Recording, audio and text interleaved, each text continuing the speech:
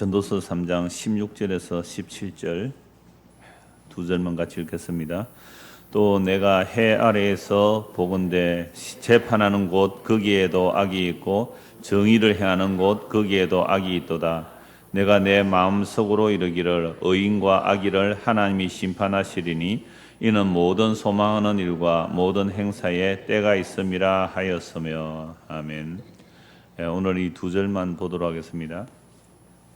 본문을 다시 보죠. 또 내가 해 아래에서 보건대, 그러니까 해 아래 일어나는 일들을 다 살펴보았죠. 이 전도자는. 자, 그런데 해 아래에서 살펴보니까 재판하는 곳 거기에도 악이 있고 정의를 행하는 곳 거기에도 악이 있도다. 그러니까 재판하는 곳에는 악이 있으면 안 되잖아요. 정의를 행하는 곳 거기에 악이 있으면 안 되죠. 그런데 재판하는 곳, 정의를 행하는 곳에도 악이 있단 말입니다. 그래서 내가 내 마음속으로 이르기를 의인과 악인을 하나님이 심판하시리니, 그러니까 오늘 제목은 뭐겠습니까? 심판의 때겠죠. 지금까지 때에 대해서 굉장히 많이 살펴보았습니다. 그런데 오늘 이제 때에 대해서는 마치려고 했는데 또 나오더라고요. 무슨 때요? 심판의 때. 그러니까 지금까지 본 때보다 가장 중요한 때가 사실은 무슨 때예요? 심판의 때잖아요. 뭐 울 때 있고 웃을 때 있을 수 있어요. 그러니까 뭐 기뻐할 때가 있고 뭐 슬퍼할 때가 있어요. 그런 때보다 진짜 중요한 때는 이제 심판의 때잖아요. 그래서 이 심판의 때가 있는데 가장 정의를 행해야 될 재판하는 곳에도 악이 있더라. 그럼 어떻게 되느냐라고 했을 때에 이제 전도자가 마음속으로 생각하는 거죠. 내가 내 마음속으로 이르기를 그래 의인과 악인을 하나님께서 뭐 하실 것이라고요? 심판하실 거다. 그러니까 왜 의인을 심판해요? 악인을 심판해야지. 왜 의인과 악인을 심판해요? 겉으로 볼 때는 의인 같은데, 그죠? 하나님이 심판해 본 그게 악인으로 드러날 수 있잖아요. 겉으로 보면 악인처럼 보였는데 하나님이 심판하면 그게 의인으로 드러날 수 있는 거죠. 그래서 의인과 악인이 다 하나님의 심판대 앞에 설 거예요. 그래서 의인과 악인 하나님이 심판하시는 이는 모든 소망하는 일과 모든 행사의 때가 있습니다. 그러면 하나님께서 악인과 의인을 심판할 것이라라는 이 소망, 그리고 하나님께서 반드시 공의대로 심판하실 거라라는 그러한 것도 다 때가 있을 거다. 그래서 오늘 제목을 심판의 때라고 잡아보았습니다. 이런 우리 교회 땅에서 조금만 가면 여기 뭐가 있어요?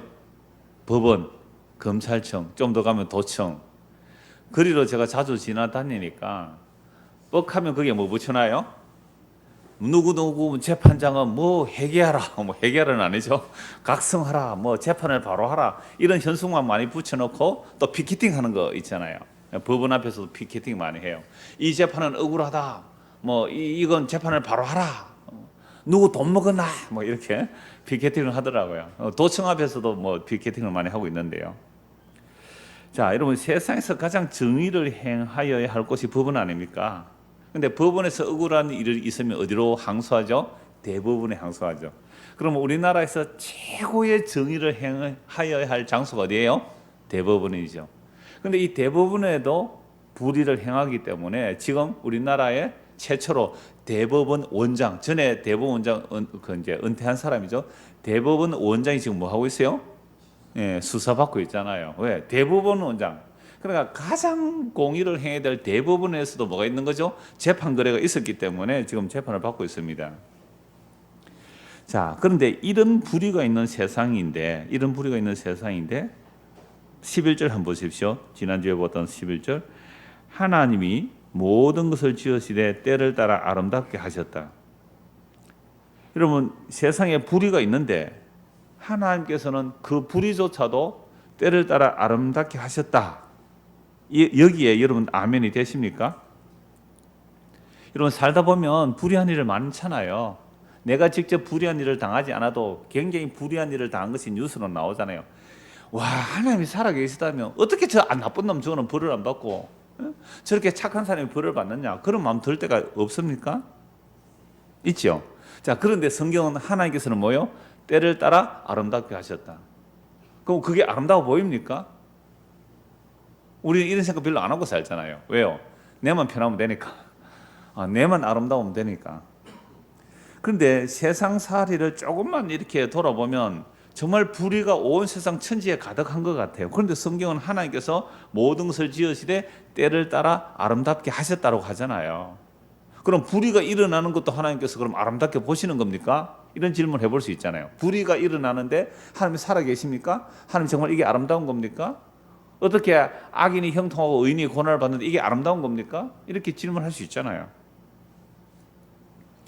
내가 직접적인 불의를 당하지 않았다면 하나님께서 때를 따라 아름답게 하셨다라고 할 때 우리는 아멘 할 수도 있을 겁니다. 그런데 내가 직접적인 불의를 당하면 어떻게 하겠습니까? 하나님 살아계시다면 어찌 이럴 수 있습니까? 내가 무엇을 잘못했다고 나를 이렇게 억울하게 하시느냐고 항의할 겁니다. 더구나 우리는 교회 다니는 사람이죠. 교회 다니면 교회에서 가르쳐주는 게 있잖아요. 목사들이 가르쳐주는 게 있잖아요. 여러분 이렇게 하면 복을 받습니다.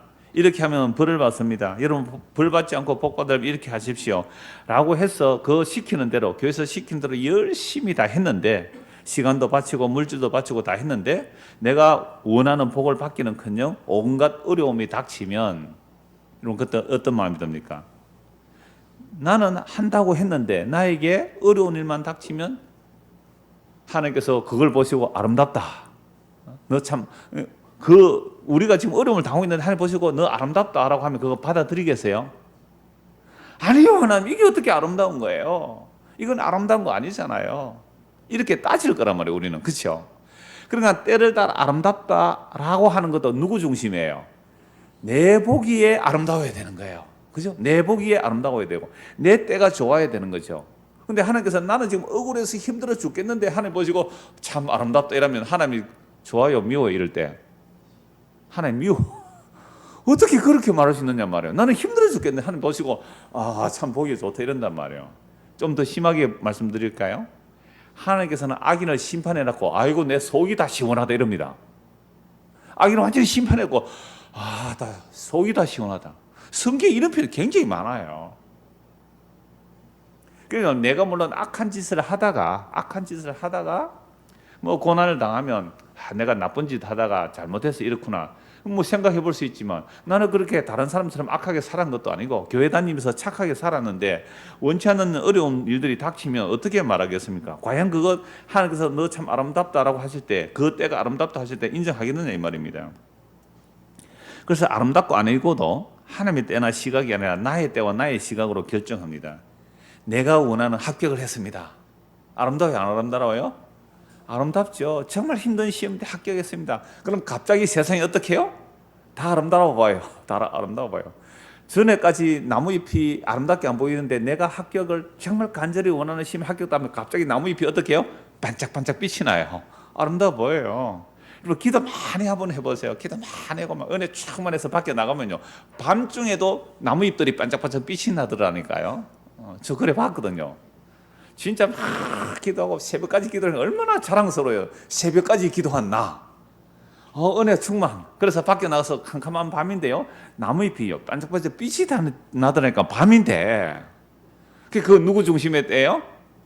나 중심이죠. 그런데 그렇게 기도했는데 그 다음날 시험을 치는데 툭 떨어졌다. 어제까지 반짝반짝 빛나던 그 나무잎들이 어떻게 해요? 갑자기 시커멓티티 해가지고 다 죽어가는 모습으로 보인단 말이에요. 그렇죠? 이게 우리의 모습이에요. 그러니까 뭐 취업을 한다. 내가 원하는 취업, 승진, 내가 원하는 결혼, 내가 원하는 결혼입니다. 남이 원하는 결혼 아니고 그렇게 내가 원하는 행복들이 막 이루어지면 온 세상이 아름다워 보일 거예요. 그런데 내가 원치 않는 불합격, 백수, 좌천, 이혼, 내가 원하지 않는 이혼입니다.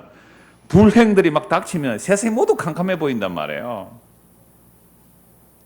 내가 특별히 악하게 산 것도 아니고 남들보다 못하게 산 것도 아니고 열심히 살았고 착하게 산다고 살고 세상 법 다 지켰고 더더구나 교회 와서 이렇게 하면 복 받는다고 해서 시키는 대로 열심히 시간 물질 다 바쳤는데 되는 일이 하나도 없고 불치병이 걸리고 억울한 일을 당하면 내가 정말 억울해 죽겠는데 목사라는 사람이 와서 하나님 말씀 전하는 거죠. 하나님께서는 모든 것을 때를 따라 아름답게 하셨습니다. 당신이 지금 고통 중에 있을지라도 하나님께서 보실 때는 그거 아름다운 거예요. 이 말씀이 진짜 아멘이 되시겠어요? 저 목사 저거 미쳤다 저거. 다시는 저 목사 다니는 교회 안 가야지. 그런 마음 안 들겠어요? 근데 성경 보면 때를 따라 아름답게 하셨단 말이에요. 내 중심으로 보니까 내가 어디에 소속이 되었냐라는 관점으로 보니까 세상이 불평과 불만은 가득한 거예요. 그런데 하나님은 때를 따라 아름답게 하셨대요. 여러분, 홍수가 나면 어떤 곳은 피해를 입는 곳이 있잖아요. 왜 홍수를 보내서 이렇게 피해를 입었느냐 하지만 그 홍수를 통하여 반드시 엄청난 식물들이 자라게 되고 그 식물이 자라고 곡식이 자라므로 엄청난 사람들 먹고 살게 되는 거거든요. 그러니까 내가 국지적으로 볼 때, 그죠? 국지적으로 볼 때는 나에게 피해인데 크게 보면 그건 아름다운 일이에요. 이러니까 우리는 나에게 항상 좋고 아름다운 일만 일어나고 피해가 일어나지 않기를 그렇게 빌고 비는 게 종교입니다. 그게 기도였고요. 그래서 나는 정말 열심히 성실하게 세상에서도 요구들 먹을 짓 안 했고 교회 와서 열심히 살았는데 복 받는다고 해서 이렇게 저렇게 열심히 살았는데 나이가 온갖 억울한 일들이 닥치면 어떤 마음이 들까요?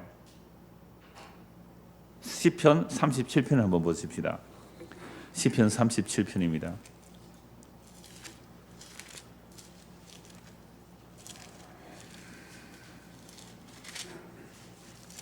1절 악을 행하는 자들 때문에 불평하지 말며 불의를 행하는 자들을 시기하지 말지어다.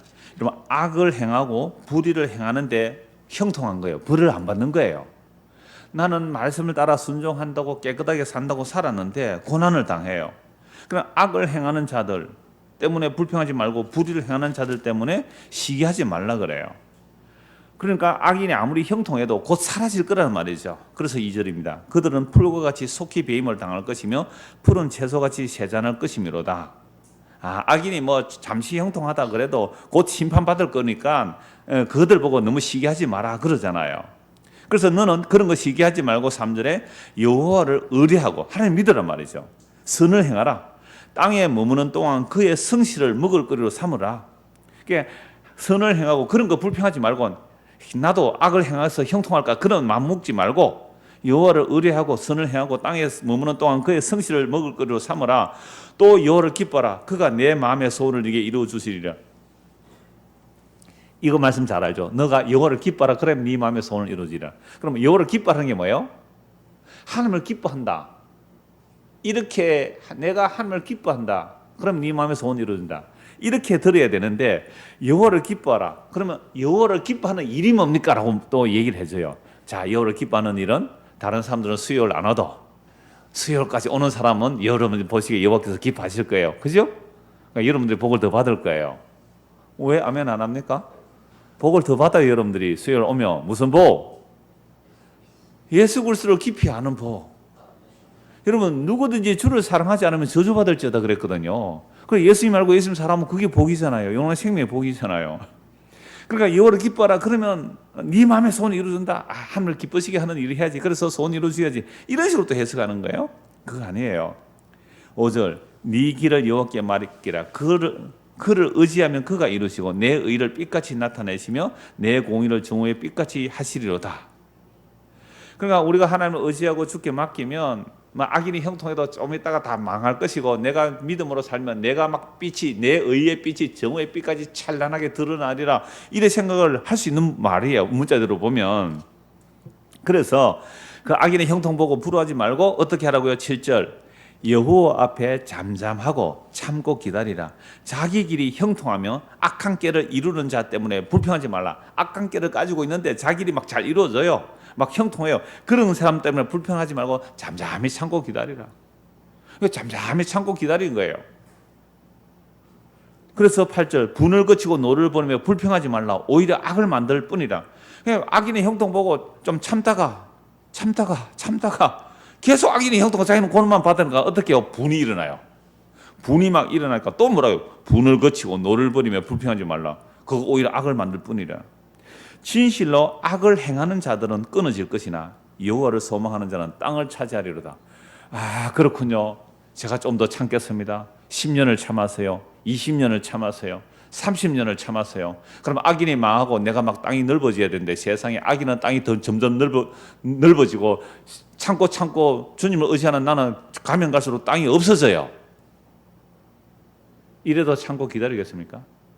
성경을 자세히 보십시오. 그런 얘기 아니에요. 너 참고 불평하지 말면 악인은 멸망할 거고 너는 땅이 막 넓어지리라. 땅을 차지하리라 그랬잖아요.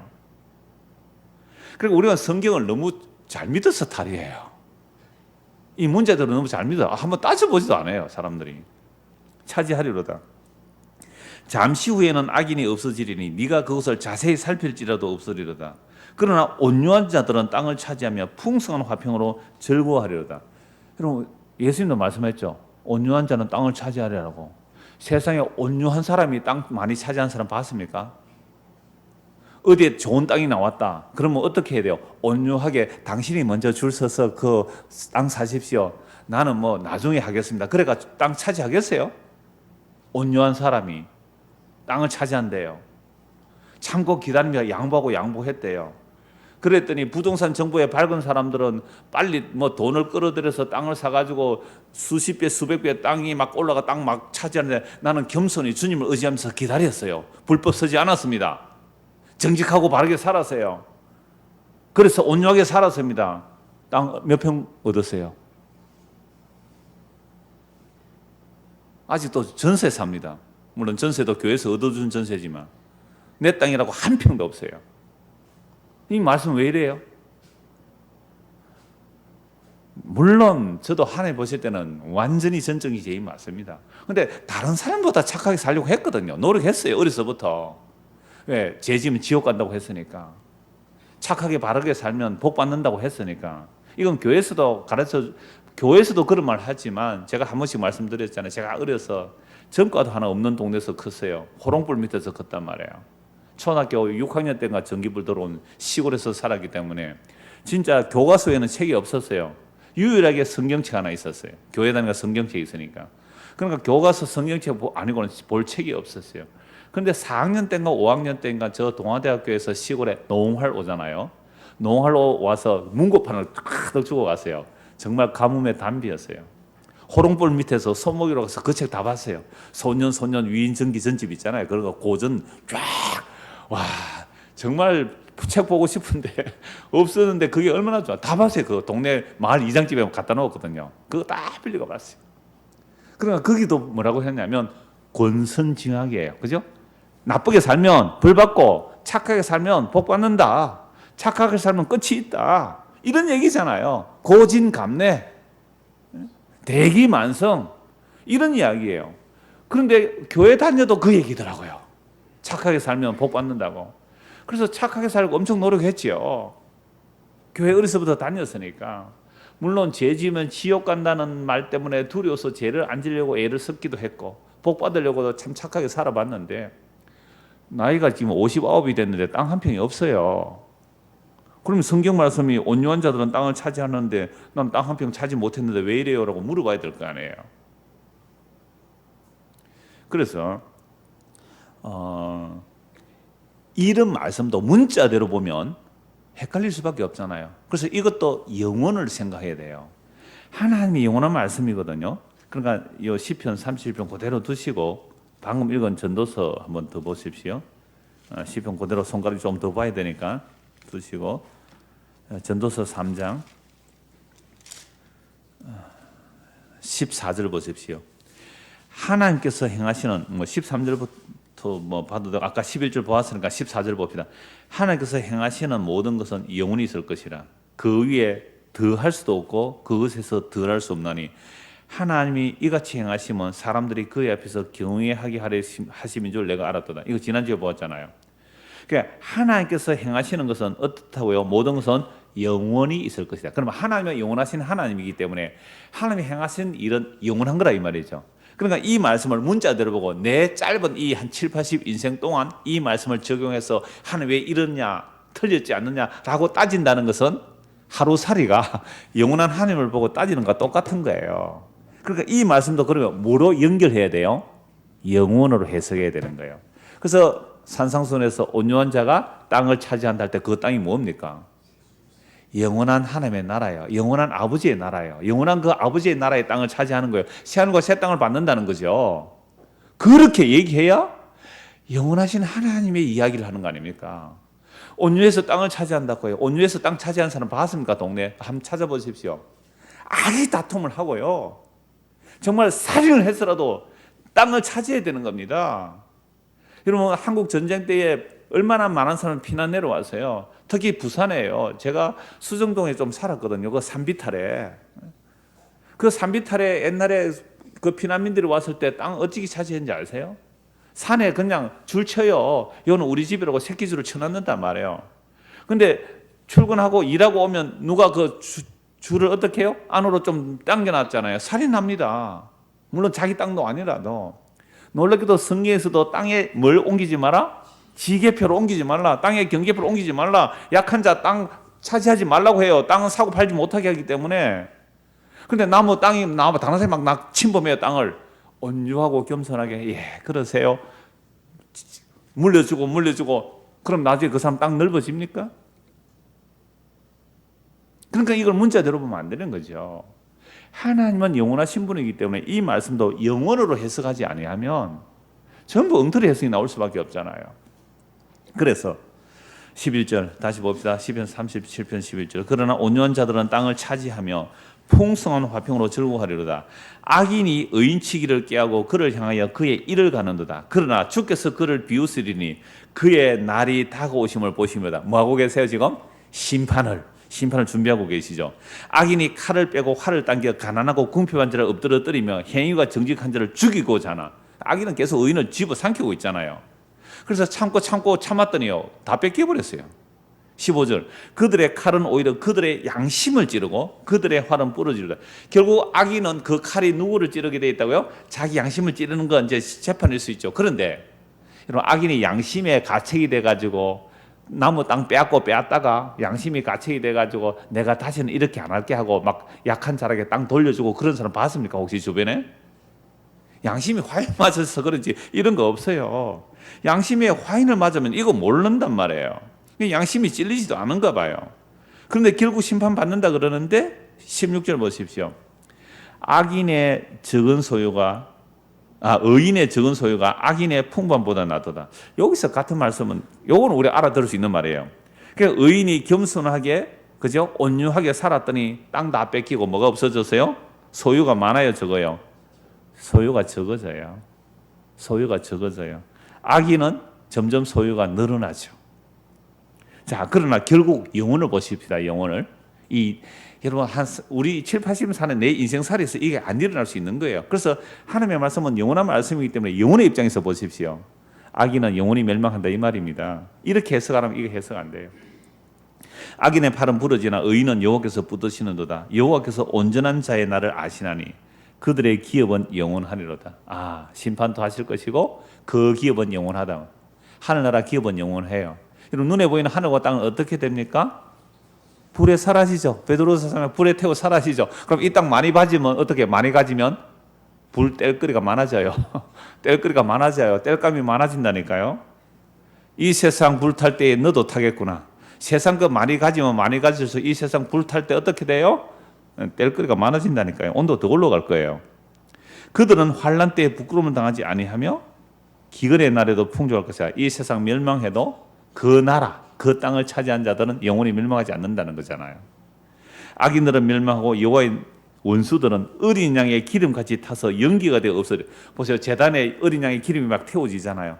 그게 심판과 구원을 동시에 말해줘요. 악인은 그렇게 태워질 것이지만 그 어린 양 안에 있는 자들은 구원받는다는 얘기잖아요. 기름이 태워질 거예요. 어떻게 불이 태워집니까? 번제단에 24시간 늘 기름이 태워지죠. 그러면 기름이 태워지는 두 가지 같이 해요. 심판을 당하는 것도 태워지는 것이고 자기 백성은 그 안에서 그리스도가 대신 태워지는 얘기예요. 그래서 결국은 연기같이 사라져서 없어질 것이라.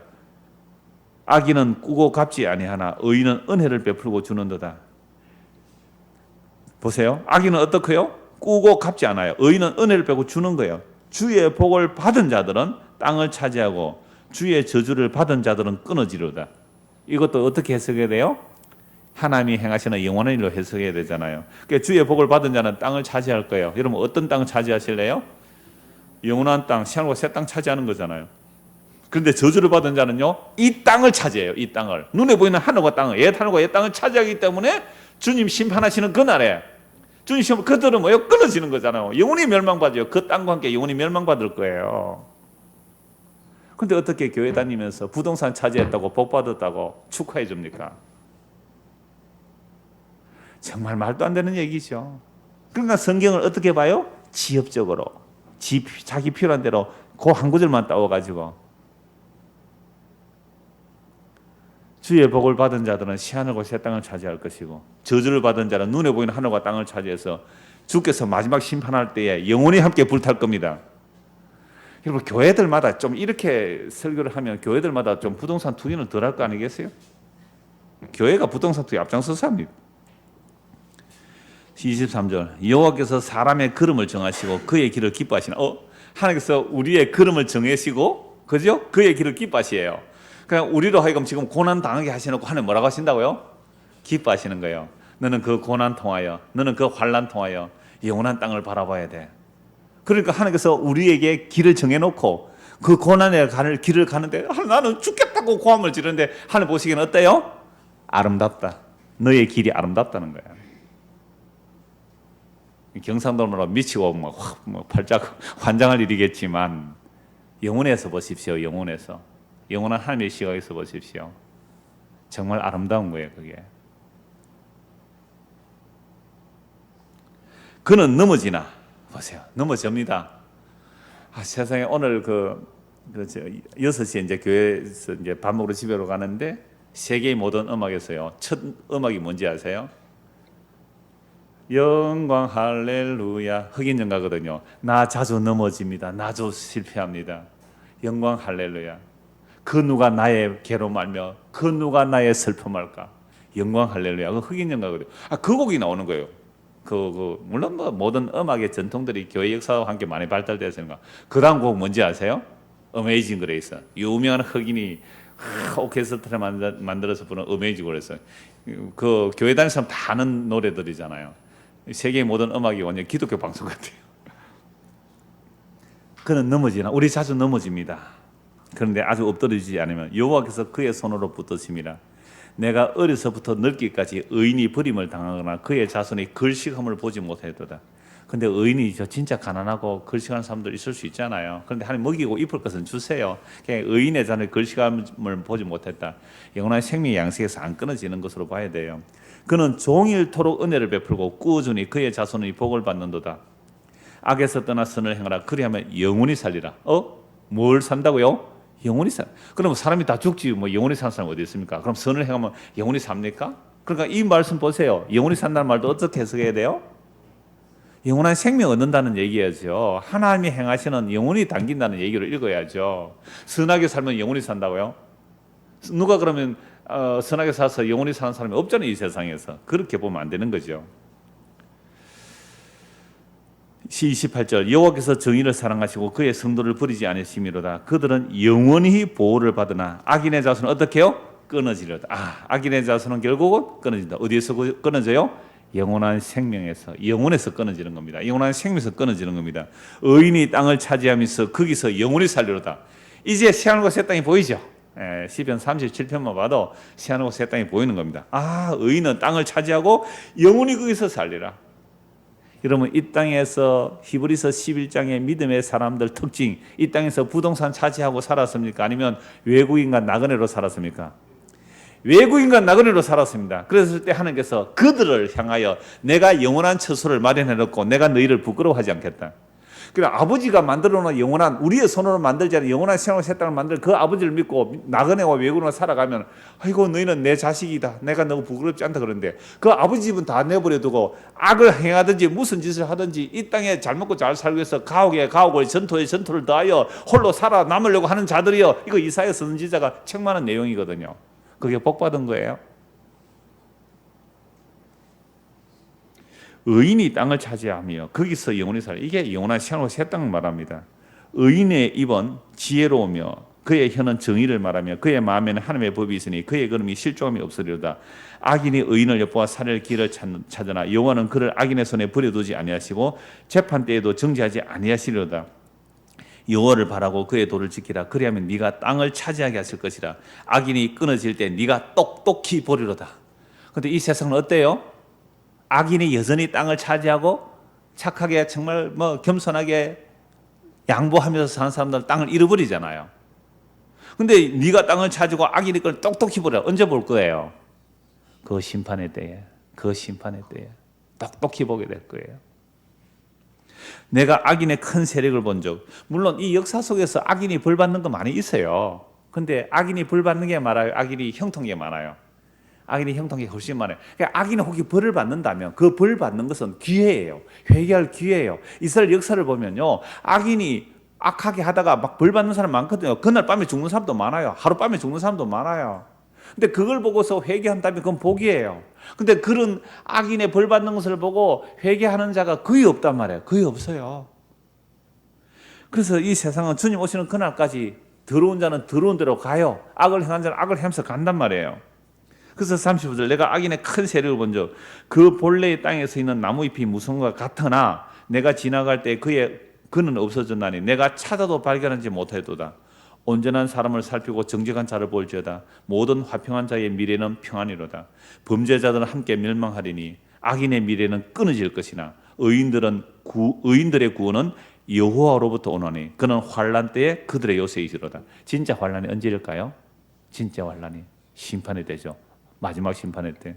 방금 우리 찬송 413장 찬송했죠. 저 공중에 구름이 일어나며 큰 나팔이 울릴 때에 주 오셔서 세상을 심판해도 나는 겁 없겠네. 야, 이게 진짜 심판의 때에 구원받는 자의 모습이잖아요.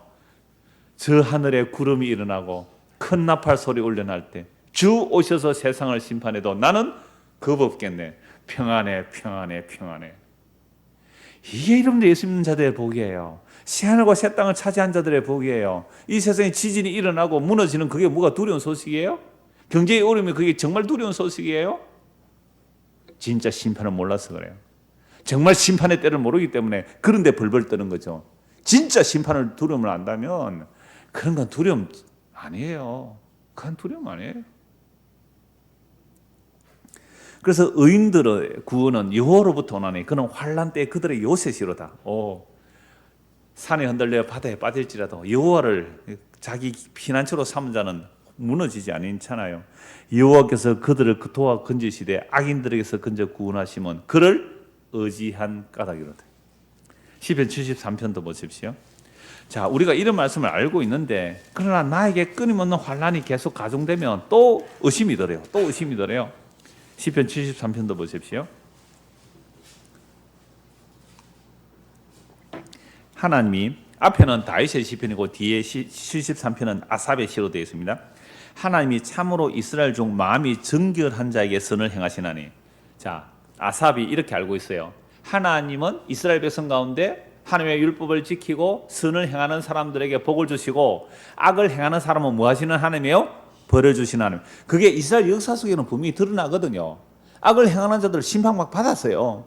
그 모세 때에도 모세 반역하던 고라와 다단들 땅이 갈라져서 막 빠져 죽었잖아요. 불 잘못 들이다가 불에 태워 죽고요.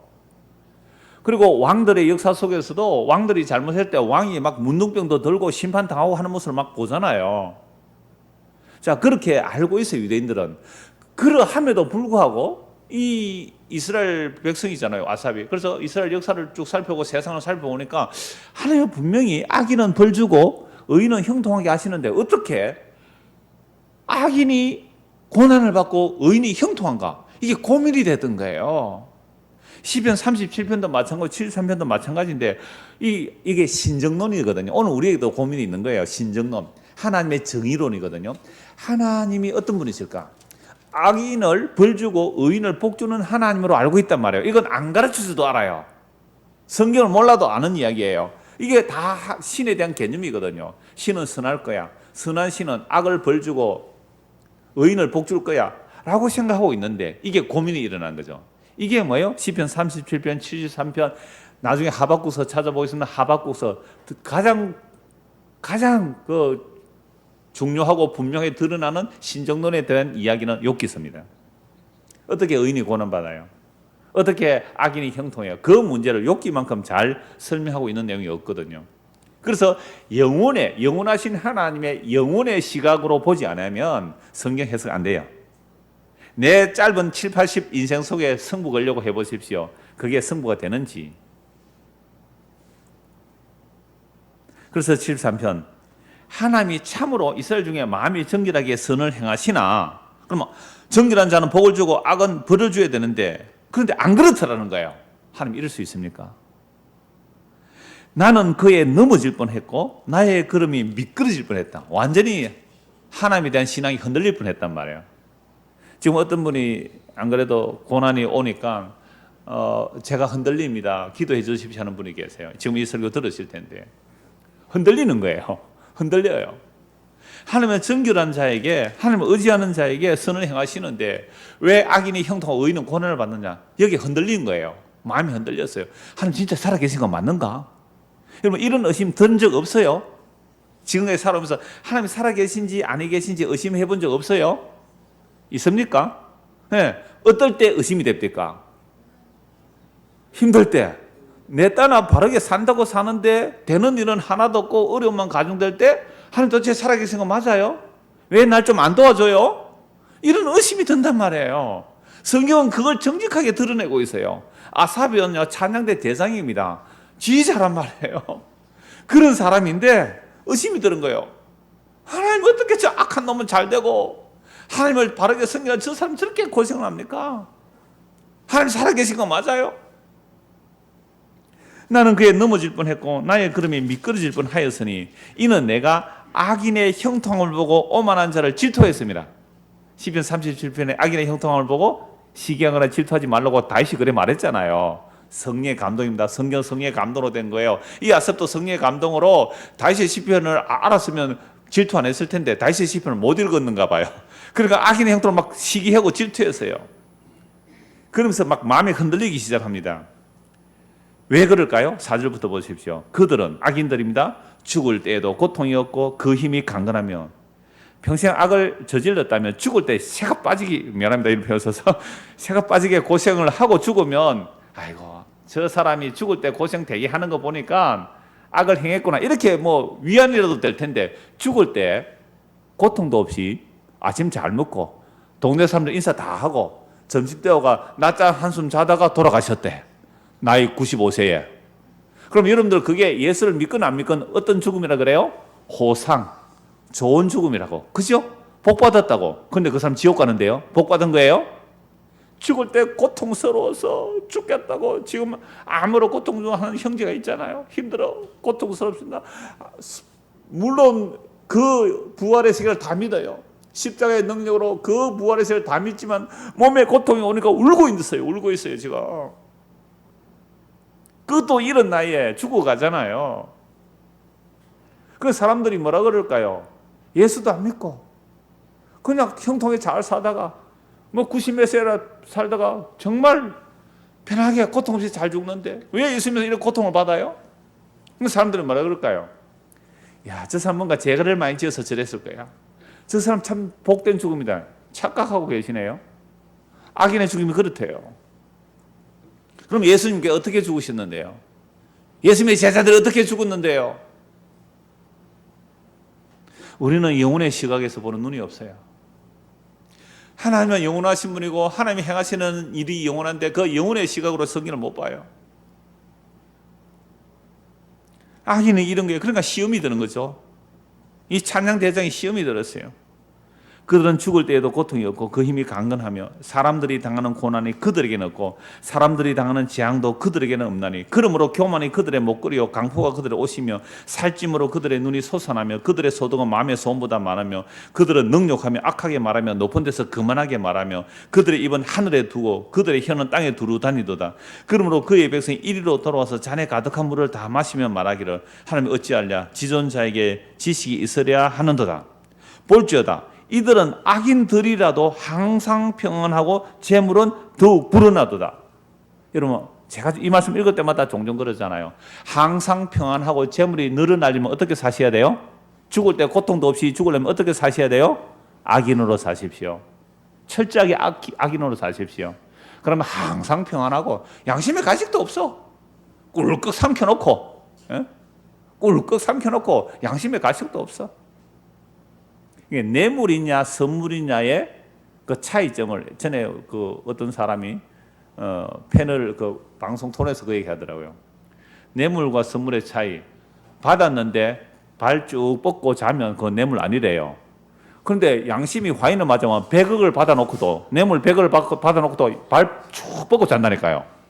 어떤 사람은 100만 원 받아놓고요, 그죠? 선물을 100만 원 받아놓고 양심에 갇혀있다가 잠도 못 자고 깜짝깜짝 가위 눌리다가 빨리 죽어버려요. 그러니까 보세요. 형통하고 항상 평안하고 형통하고 재물이 늘려면 어떻게 살아야 돼요?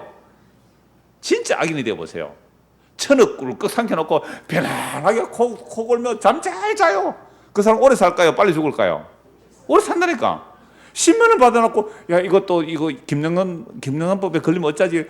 불안하고 깜짝깜짝 자다가도 놀다가 깨고 자다 깨고 이러면 어떡해요? 빨리 죽는다니까요, 그 사람. 그러니까 세상에 편안하고 재물 넣으려면 철저하게 악한 사람으로 사십시오. 죽을 때 고통도 없고 그 재산은 자사손손 대대로 물려줘요. 제 말 아니죠? 제가 본 성경 읽은 그대로잖아요. 진짜 문자대로 읽은 거예요. 문자대로 읽은 거예요. 조금만 이제 풀어서 말씀드린 거고요. 자, 그러니까 13절 보십시오. 내가 내 마음을 깨끗하게 하며 내 손을 씻어 무죄하다 한 것이 실로 헛되도다. 제가 어려서부터 지옥 가기 무서워서 착하게 살려고 노력을 했고 또 그렇게 하면 복 받는다고 해서 열심히 노력하고 살았지만 지금까지 뭐 땅 한 평 없이 살았다는 말씀을 왜 드리는지 아세요? 여러분, 죄를 지으면 지옥 간다. 그런데 죄가 속에서 나오는 거 어떻게 할 수 없더라고요. 죄를 지으면 지옥 가는데 지옥 가는 두려움보다 죄가 힘이 더 있더라고요. 죄가 더 매력적이에요. 지옥 가는 두려움보다 죄가 더 매력적이라니까요. 광명의 천사로 나타나요, 죄가. 김철기 선교사님 수술 잘 했다고 전화가 왔고요.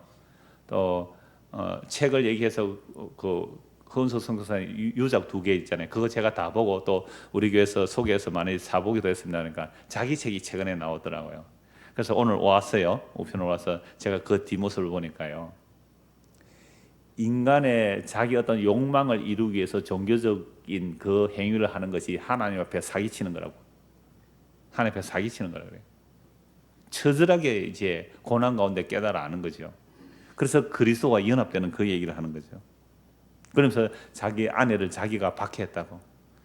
요업이 헌석 선교사는 자기는 요업의 친구가 돼서 아내 보고 기도하라고. 너 뭔가 죄가 있어서 그랬을 거라고.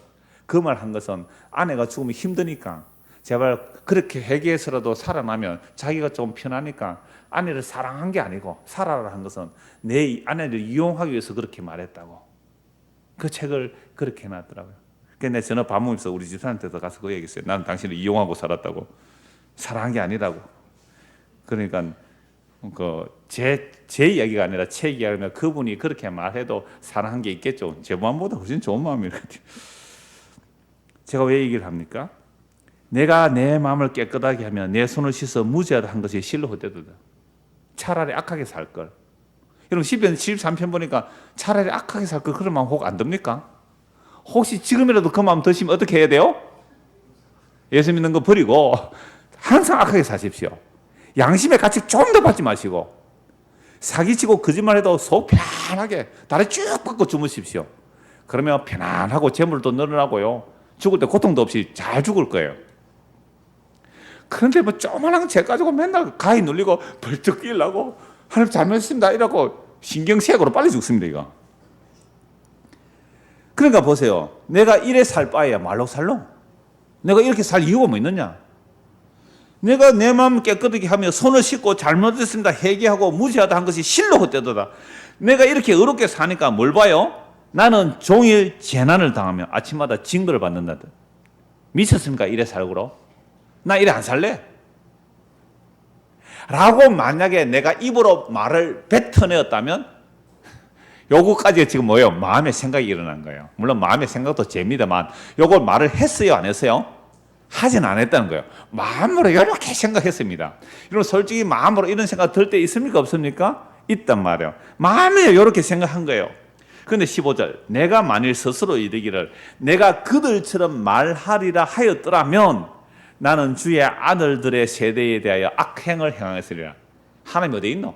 악을 행하는 사람들은 복을 받고 의롭게 사는 사람은 고난을 받는데 나는 손을 씻으며 깨끗하게 살 필요가 없다. 나도 악하게 살 거야 라고 했더라면 나도 그들과 똑같은 악인의 세대에 속했을 것이다. 너무 고민이 된 거예요. 너무 고민이 돼요. 그래서 16절 내가 어쩌면 이를 알까 하여 생각한 적 그것이 내게 심한 고통이 되었더니 아까 신정론 그랬죠. 어떻게 나는 하나님 잘 섬기고 그래도 내가 착하게 산다고 살았는데 이렇게 고난이 심해지고 악인은 저렇게 행동하고 고난이 있었단 말이에요. 너무 심했어요. 고난이. 그 근심이 마음의 고통이 심했어요. 그래서 하나님의 성소에 들어갈 때야 그들의 종말을 내가 깨달았도다. 성소에 들어가면 뭘 들어요? 말씀 들은 거예요. 그래서 성소에 들어갔다 뭐 제사에 하나님의 말씀을 읽어줄 수도 있죠. 그리고 기도할 수도 있고 찬송할 수도 있어요. 그래서 우리가 말씀과 기도가 찬송 속에 하나님의 말씀을 듣는 거예요. 깨달은 거예요. 여러분 설교 많이 듣다고 깨달은 거 아니에요. 찬송 한 줄 안에, 기도 한 줄 안에, 성경 말씀 한 줄 안에 우리의 모든 해결되지 않는 그 문제가 한 번에 확 해결될 수가 있어요. 깨달은 거예요. 죽을 만큼 고민이 성소에 들어서 다 깨달았어요. 그 깨달은 내용이 이것입니다. 주께서 참으로 그들을 미끄러운 곳에 두시며 파멸에 던지시니 그들이 어찌하여 그리 갑자기 황폐되었는가 놀랄 정도로 그들은 전멸하였느냐. 이게 눈에 보여요? 안 보여요? 안 보여요. 주여 사람이 깬 후로에 꿈을 무시한 같이 주께서 깨신 후에는 그들의 형상을 멸시하되 주님께서 가만히 안 계신단 말이에요. 주님께서 심판하실 때 그들을 멸시할 겁니다. 내 마음이 산란하며 내 양심이 찔렸나이다. 내가 이같이 우매 무시함으로 주 앞에 짐승이오나 하나님의 심판을 믿지 못하고, 그죠? 눈으로 보면서 이 세상을 해석하고 살았던 내가 뭐라고요? 우매무지한 짐승입니다. 이렇게 말하잖아요. 그래서 이제 해결을 받죠. 내가 항상 주와 함께하니 주께서 내 오른손을 붙드셨나이다. 주의 교훈으로 나를 인도하시고 후에는 영광으로 나를 영접하시리니 이 땅에서는 고난과 재난, 깨끗하게 믿음으로 산 사람이 종일 재난을 당하고 아침마다 징벌을 받는데 그러나 영원하신 하나님께서 어떻게 하신다고요? 영원하신 하나님께서 주의 교훈으로 오른손을 붙드시고 주의 교훈으로 나를 인도하시고 후에는 어때요? 영광으로 나를 영접해 주실 거예요. 이걸 깨달았어요. 그러니까 이제 뭐라고 찬송해요? 25절 하늘에서는 주 외에 누가 내게 있으리요 땅에서는 주밖에 내가 사모할 리가 없나이다. 이 고백이 나와요. 하늘에서 땅에서 누구요? 주밖에 없네. 내가 사모할 일 주밖에 없네. 내 육체와 마음은 쇠약합니다. 나는 연약해집니다. 내 육체와 마음은 쇠약해집니다. 그러나 하나님은 내 마음의 반석이시오 영원한 분기시라. 여기에서 이 시편 73편에서 위로가 되고 하나님의 뜻의 해석이 되고 고난의 해석이 되고 악한 자의 형통이 해석이 되는 자, 이들은 이 찬송하는 거예요. 하늘에서 내가 사모할 리가 주밖에 없고 땅에서도 내가 사모할 리가 주밖에 내가 없습니다. 내 육체와 마음이 쇠약하지만 하나님은 내 마음의 반석이시요 영원한 분기입니다. 영원한 나의 기업입니다. 무릇 주를 멀리한 자는 망하리니 음녀같이 주를 떠난 자를 주께서 다 멸하셨나이다. 자, 그래서 결론 28절 같이 읽읍시다. 하나님께 가까이함이 내게 복이라. 내가 주 여호와를 나의 피난처로 삼아 주의 모든 행적을 전파하리이다. 그러니까 고난을 통하여 하나님의 뜻을 알고 하나님을 가까이함이 복이에요. 그런데 고난이 없어요. 악인이 항상 형통해요. 다른 사람이 받는 재앙이 없어요. 그러니까 뭐 빌 때도 없어요. 기도할 때도 없어요. 얼마나 교만해질지 몰라요. 이런 사람들. 뭐 어려워서 뭐 살림이 어렵든지 뭐 몸이 아프든지 해서 아이고 아프다 하든지 뭐 또는 뭐 다른 사람이 좀 도와줘서 할 필요도 없는 사람은 전부 눈이 높아요. 마음이 교만해요. 하나님이 어디 있느냐고 큰 소리 치면서 사는 거예요. 이런 자들이 주께 피하지 않는 거죠. 주께 피하지 않죠.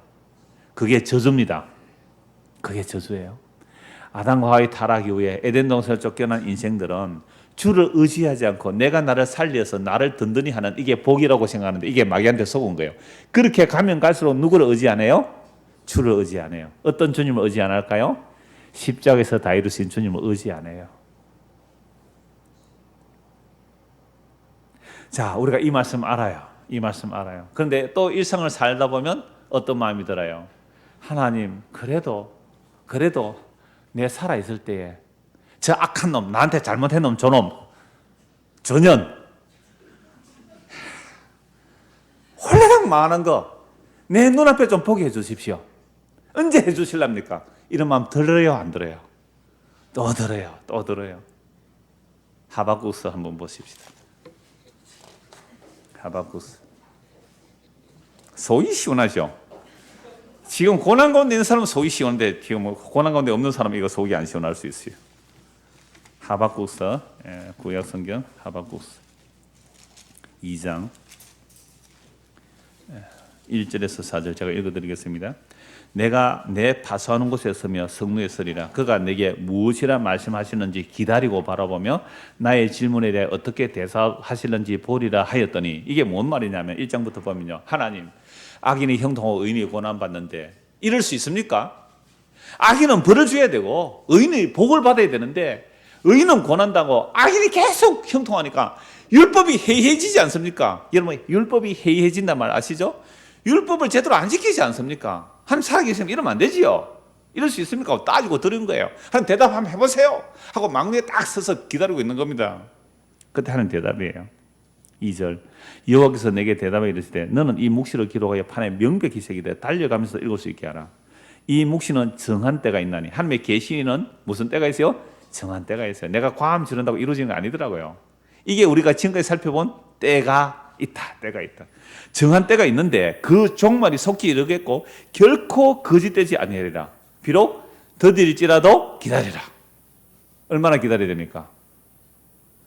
언제 얼마나 기다려야 돼요? 더딜지라도 기다리라. 더딜지라도. 구약 사람들은 아브라함부터 봅시다. 아브라함부터 보면요, 몇 년 기다렸어요? 2000년 기다려. 2000년.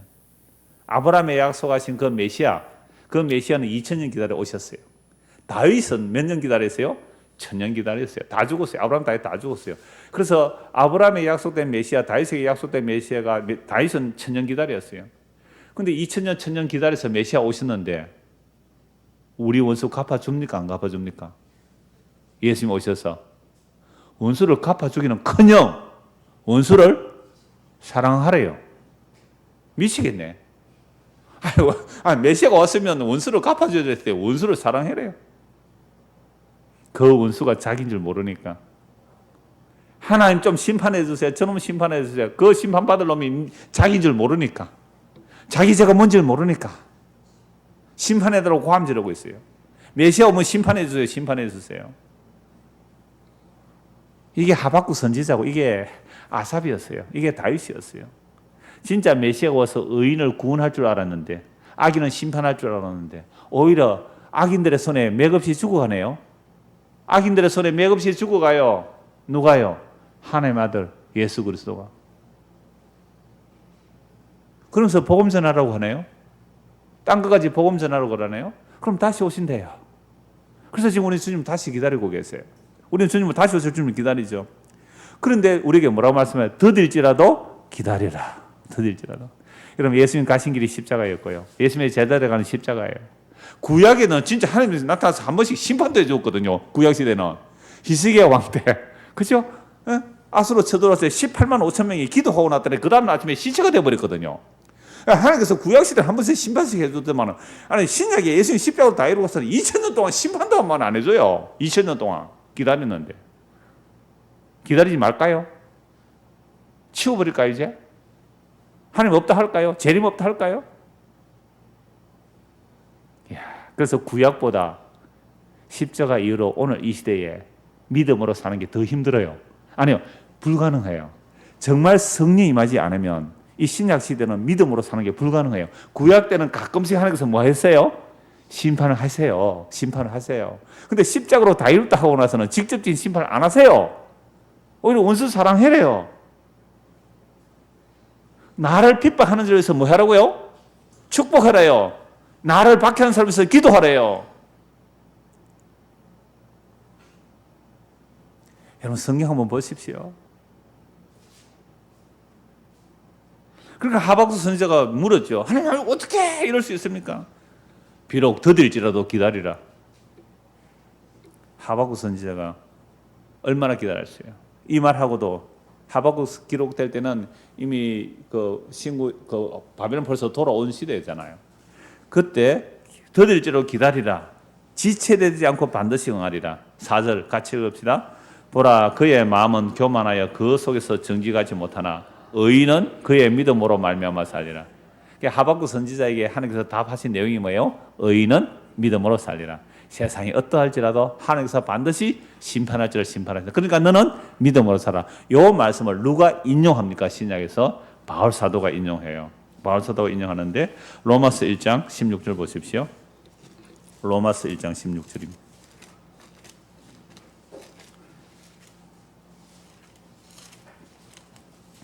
로마서 1장 16절 17절 내가 복음을 부끄러워하지 아니하노니 이 복음은 모든 믿는 자에게 구원을 주시는 하나님의 능력이 됨이라. 먼저는 유대인에게요 그리고 헬라인에게로다.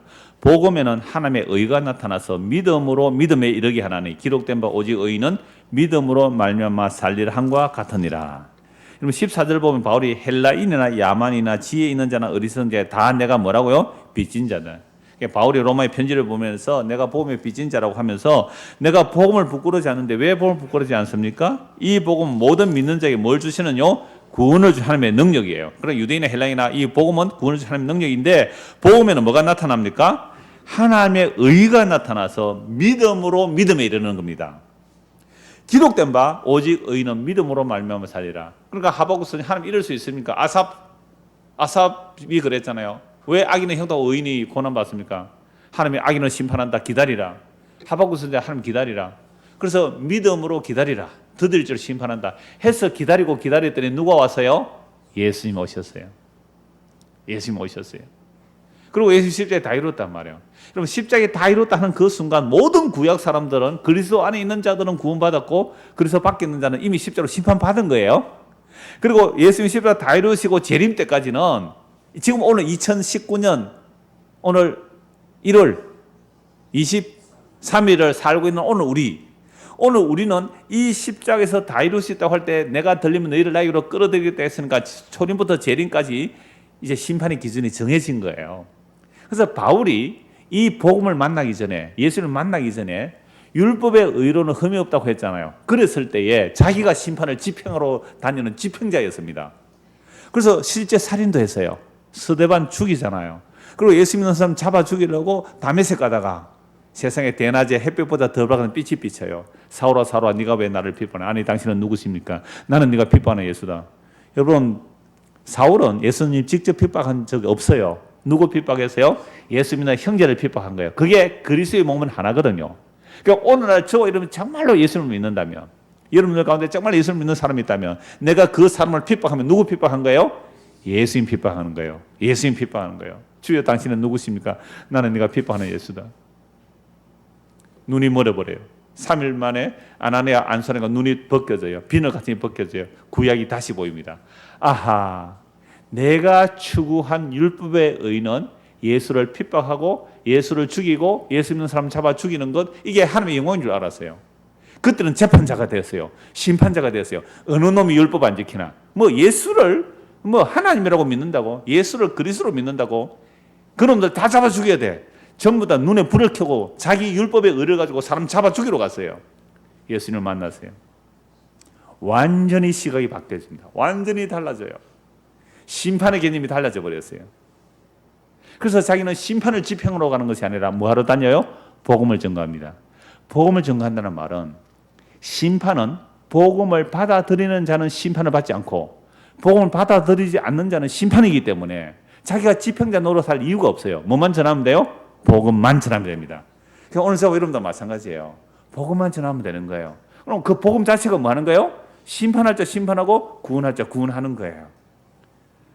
요한복음 3장 18절 보십시오. 성경 몇 구절 보고 마무리하면 됩니다. 요한복음 3장 18절.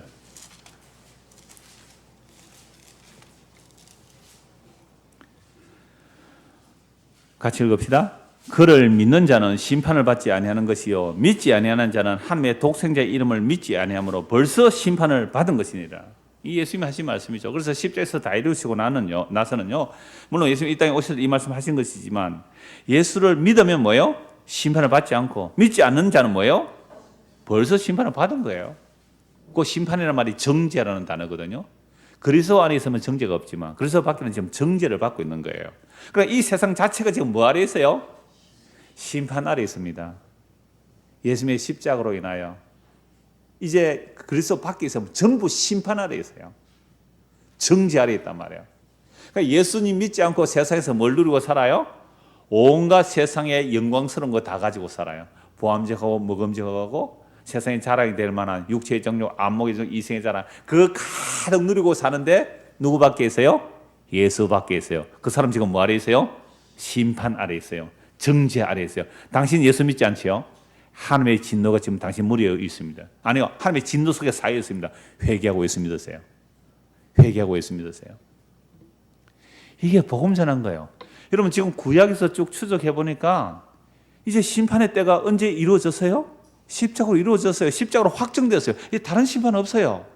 다른 심판이 없다는 말이에요. 구약에서 메시아를 기다리고 있어요. 메시아 오면 심판해 줄 거야. 나쁜 놈도 심판할 거야. 나쁜 놈 심판할 거야. 우리같이 율법 지키는 사람 구원해 줄 거야. 천만에. 그 나쁜 사람은 예수님께서 구원해 주시고 자기 의는 심판해 버리잖아요. 오늘도 마찬가지예요. 예수님이 심판의 기준이 되어버렸어요. 그래서 내가 들리면 너에게 영생을 주겠다는 말이 요한복음 3장이잖아요. 그래서 예수님을 알고 믿으면 즉 예수님 십자가에서 다 이루시고 성령을 부어주시면 십자가에 저주받아 죽은 예수가 우리의 구원의 주가 되심을 고백하게 돼요. 자, 이런 사람은 구원을 받는 거예요. 이게 정죄가 없어요. 왜? 나의 심판을 예수님이 십자가에서 대신 받았거든요. 십자가가 심판과 구원이 동시에 일어나는 거예요. 아까 번제단이 그죠? 죄인들이 태워지는 불이기도 하지만 자기 백성은 구원의 불이에요. 예수 그리스도 대신 태워지는 자리가 십자가거든요. 심판과 구원이 동시에 일어나요. 이제 확정됐어요. 다른 심판의 기준은 없습니다. 다른 심판의 기준이 없어요. 사도행전 7장 보십시오. 사도행전 17장 30절. 알지 못하던 시대에는 하나님이 간과하셨거니와. 바울이 그리스 아테네 가라 온갖 우상들이 가득하고 우상의 신전이 절비하잖아요. 바울이 2000년 전에 그리스 아테네 갔을 때 그 어마어마한 대리석으로 만든 신전들 아직까지도 절비해요. 그리스 아테네 가보면. 그죠? 그 어마어마한 신전들 알지 못하는 신에게 그런 신전도 있어요. 왜? 내가 아는 신은 대접해드리겠는데 알지 못하고 대접 못해서 그 신이 나에게 해코지 할까봐 예방책으로 알지 못하는 신들에게 하면서 제사도 드렸단 말이에요. 그 정도로 종교심이 많았어요. 그런데 하나님께서는 사람의 손을 승인을 받지 않아요. 24절 보십시오. 우주와 그 가운데 있는 만물을 지으신 하나님께서는 천지의 주제시니 손으로 지은 전에 계시지 아니하시고 또 무엇이 부족한 것처럼 사람의 손으로 섬김을 받으시는 것이 아니니 이는 만민에게 생명과 호흡과 만물을 친히 주시는 이십니다. 사람의 손에는 무슨 승리를 받겠어요? 하나님 우리에게 생명을 주시는 분이신데요. 만물을 주시는 분인데요. 그래서 30절 알지 못하던 시대에는 하나님이 간과하셨거나 내버려 두신 거예요.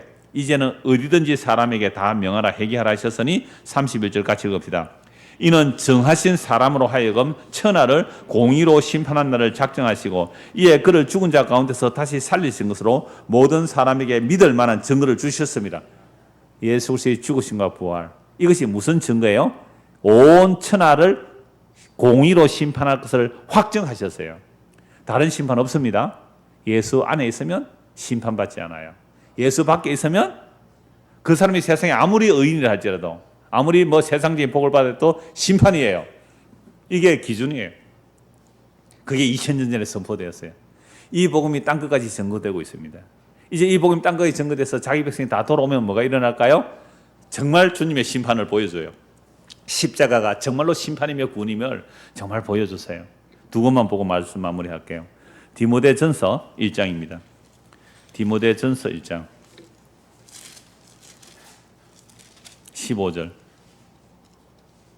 밑보다 모든 사람이 받을 만한 이 말이여 그래서 예수께서 죄인을 구원하러 오시려고 세상에 임하셨도다 하였도다. 죄인 중에 내가 개수니라. 그러나 내가 긍휼을 입은 까닭은 예수 그리스도께서 내게 먼저 일체 오래 참으심을 보이사 후에 주를 믿어 영생 얻는 자들에게 본이 되게 하려 하심이라. 여러분 바울이 율법의 의로 어렵다 하면 했을 때 뭐하러 다녔어요? 심판하러 다녔잖아요. 심판하러 율법의 칼로 심판하러 다녔어요. 그런데 예수님을 만났어요. 그러니까 이제 뭘 전해요?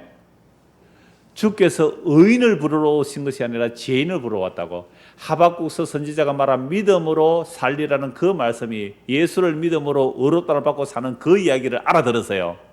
하박국 선지자가 믿음으로 살리라는 그 말씀이 그게 예수를 믿음으로 의롭다를 받는다는 사실을 알았어요. 바울이 예수를 만나고 나니까. 그래서 주님께서는 의인을 부르러 오셨다는 거죠. 죄인을 부르러 오셨다. 의인을 부르러 오신 것이 아니라 죄인을 부르러 오셨다. 그러니까 내가 뭐라고 고백해요? 죄인의 개수로다. 이러한 자들이 뭘 받아요? 17절 같이 읽읍시다. 영원하신 왕 곧 섞지 아니하고 보이지 아니하고 홀로 하나이신 하나님께 존귀와 영광이 영원무궁하도록 있을지어다. 아멘. 자, 무슨 심판의 기준으로 바뀌어버려요? 세상의 심판 기준이 아니잖아요. 예수 그리스도 안에서 영혼을 바라보게 되는 거죠. 베드로후서 3장입니다. 베드로후서 3장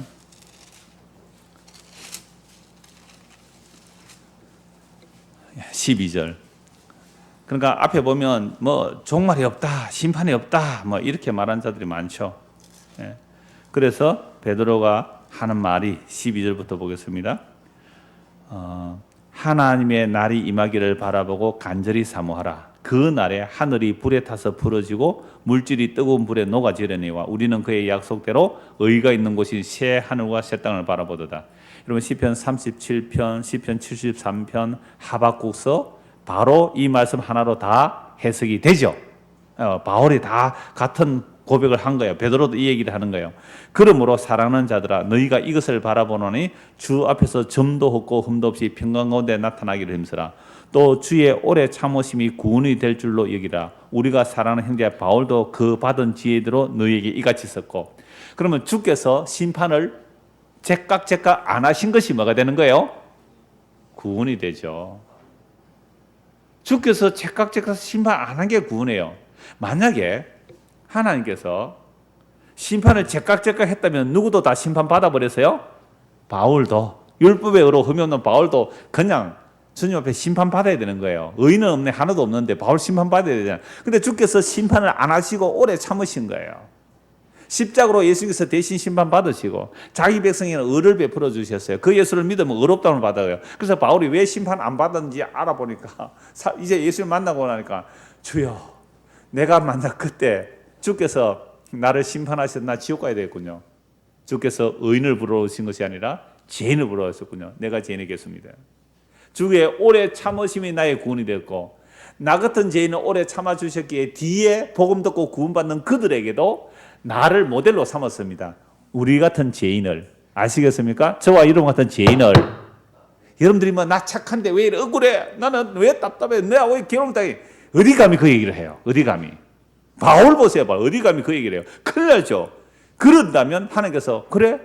그럼 내가 널 심판하겠어 하고 하나님이 직접 다가오시면 어떻게 돼요? 한순간에 소멸돼요. 한순간에 진멸당해요. 출애굽기 33장에 그죠? 한순간에 진멸당할 인간들이 감히 하나님 이럴 수 있습니까? 감나라 배나라 할 수 있어요? 진짜 거룩한 하나님 만난 자는 십자가 앞에서 만난 자예요. 주여 내가 죄인의 개수입니다. 한순간이라도 주의 대속의 공로가 없으면 나는 정말 지옥 가도 마땅합니다. 이거 알게 된 자들이 복음 전하는 거예요. 그들이 복음 전하는 공통점, 베드로도 같이 말하고 바울도 같이 말하는 우리 위에 사랑하는 형제 바울도 이같이 말을 했는데 주의 오래 참으심이 구원이라고요. 그러니까 지금 왜 심판 안 하세요? 왜 재림 아직 안 하세요? 왜 아직 주님의 심판 안 하세요? 재림 왜 안 하세요? 오늘 저와 여러분이 회개하고 예수 믿으라고. 그래서 지금은 구원의 때요. 은혜 받을 만한 때요. 보라 지금은 구원의 때 은혜 받을. 교회 안 다니는 사람 얘기 아니에요. 우리 보고 하는 얘기예요. 더더구나 수요일까지 오는 우리 보고 하는 얘기예요. 복음 안다고 모인 우리들을 보고 하는 얘기예요. 이게 바울의 고백이고 이게 베드로의 고백이에요. 어디 감히 칼 들고 설쳐요. 어디 복음이라는 칼 들고 또 옛날 율법의 칼처럼 또 복음이라는 칼 들고 설치고 있는 인간들이 한둘이 아니에요. 망난입니까? 옛날에 목자라는 망난이에요. 자기가 재판관이 아니에요. 자기 심판관 아니에요. 복음 전가면 복음 그 자체가 심판할 자 심판하고 구원할 자 구원하는 거예요. 그래서 바울도 이렇게 말해요. 내가 전한 이 복음에 다른 복음 전하면 하늘에서 내려온 천사라도 저주받아라. 바울도 자기 복음 아니에요. 그래서 받은 복음이에요. 자기가 재판자 역할을 못하는 거예요. 그래서 15절 또 우리 주의 오래 참으심이 구원이 될 줄 여기라. 우리가 사랑하는 형제 바울도 그 받은 지혜대로 너희에게 이같이 있었고 또 그 모든 편지에도 이런 일에 관하여 말했을 때 그 중에 알기 어려운 것이 들어있으니 무식한 자들과 구세지 못한 자들이 다른 성같이 그것도 억지로 풀다가 밑에 각주 뭐라고요? 교묘하게 예수의 십자가를 가리는 것으로 풀다가 스스로 멸망이 이르느니라. 그러므로 사랑하는 자들아 너희가 이것을 미리 알았은즉 무법한 자들의 미혹에 이끌려 너희가 굳센 데서 떨어질 것 삼가라. 18절 같이 읽읍시다. 오직 우리 주 곧 구주 예수 그리스도의 은혜와 그를 아는 지식에서 자라가라. 영광이 이제와 영원한 날까지 그에게 있을지어다. 아멘. 우리 구주 곧 주 예수 그리스도의 은혜와 하나님의 은혜와 그를 아는 지식에서 자라가라. 영광이 이제와 영원까지. 얼마나 좋아요. 지금 우리가 예수를 믿었어요? 그럼 이제부터죠. 이제부터 언제까지요? 영원까지예요. 영원 전부터 이제와 영원까지. 예수를 믿으면 이제부터요. 이제부터 영광이 이제부터 그 영원한 날까지 그 하나님의 아들 예수 그리스도의 그 영광이 이제부터 영원까지 그에게 있을지어다. 요 고백 베드로도 그대로 고백하잖아요. 베드로 아까 디모데전서 1장 17절에 영원하신 왕 곧 썩지 아니하고 보이지 아니하시고 홀로 하나이신 하나님께서 존귀와 영광이 영원무궁하도록 있을지어다. 오늘 저와 여러분들이 고난 가운데 정말 고난 가운데 예수를 살고 믿었다면 그 십자가로 나타난 하나님의 영광은 지금부터 영원토록 영광일세 내가 누릴 영광일세 은혜로 주 얼굴 배움나니 지극한 영광일세 너희가 주를 보지 못하느라 믿고 말할 수 없는 사랑으로 사랑하는도다. 그 주님의 영광이 계득된 계시의 말씀을 통하여 이게 실제가 되고 우리 마음에 확정이 되고 담겨진다면 여러분들은 복받은 사람들이에요. 정죄가 없어요. 그리스도의 영광이 이제로부터 영원토록 그 은혜와 그 은혜를 알고 그 그리스도를 알아가면 알아갈수록 이 베드로후서 3장 18절처럼 우리 주 곧 구주 예수 그리스도의 은혜와 그를 아는 지식에서 자라가면 자라갈수록 십자가로 나타난 그 하나님의 은혜와 영광이 지금부터 영원토록 계속될 것입니다. 이 은혜가 저와 여러분 임하기를 소원합니다. 하나님 아버지, 성경은 분명히 심판을 말씀하고 있습니다. 이제 마지막 심판, 저 공중에 구름이 일어나고 큰 나팔 소리가 나며 세상을 심판하여도 겁이 없는 사람, 그 사람이 예수님 알고 믿는 사람이며 그 사람이 예수님 안에서 심판당하지 않고 정죄받지 않는 복음을 믿는 사람들입니다. 이 놀라운 은혜가 우리 안에도 임하여지고 실제가 되도록 은혜를 더하여 주시옵소서. 예수 그리스도를 받들어 기도드리옵나이다.